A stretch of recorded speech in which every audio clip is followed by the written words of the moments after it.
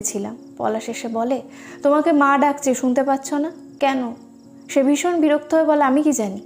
কোনো মতে উঠে রুম থেকে বের হতেই মা চেঁচিয়ে বলে, শুয়ে আছো কেন, ঘরটা মোছো। আমি অবাক না হয়ে পারি না। কেন, পরশুই তো মোছা হলো, তাছাড়া খুব একটা ময়লা তো হয়নি। উনি অন্যদিকে মুখ ঘুরিয়ে বলে, এইসব দিনে ঘর পরিষ্কার রাখতে হয়, ঘর মুছতে হয়, এই ঘরের এটাই নিয়ম, সবাই মোছে। আমি আমার জায়ের দিকে তাকিয়ে দেখি সেও সায় দিচ্ছে।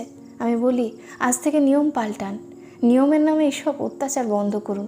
শরীর ভালো থাকলে তখন দিনে 3বারও ঘর মোছা যায়, কিন্তু যখন শরীরটা যেখানে একদম চলতে পারছে না, ব্যথায় কুঁকড়ে কুঁকড়ে যাচ্ছে, তখন এইসব নিয়ম বলে মানা কুসংস্কারগুলো অত্যাচার ছাড়া কিছুই না।